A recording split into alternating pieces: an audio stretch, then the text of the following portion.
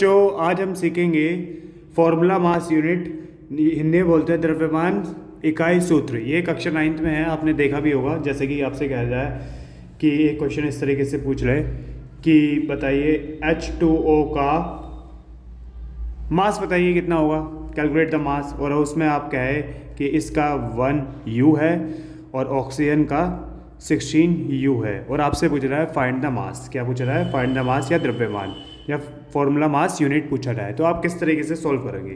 तो बेटा आपको सबसे बहुत बेसिक तरीका है, देखो यहाँ पर कितने हाइड्रोजन हैं? 2 हैं, तो यहाँ पर 2 से मल्टीप्लाई करोगे। कितना इसका एटॉमिक मास है?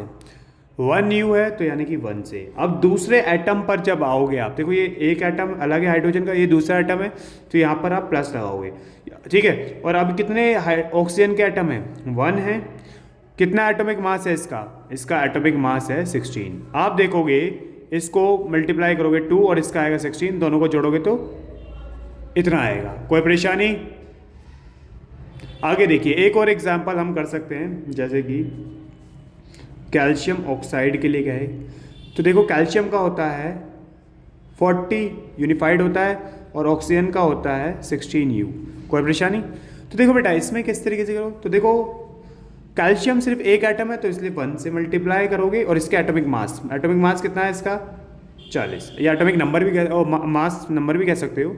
ऐसे ही 1 की मल्टीप्लाई ऑक्सीजन, हाइड्रोजन, ऑक्सीजन एक है ना, इसलिए 1 मल्टीप्लाई 16, दोनों की मल्टीप्लाई करोगे 40 16, दोनों को जोड़ोगे 56U आएगा।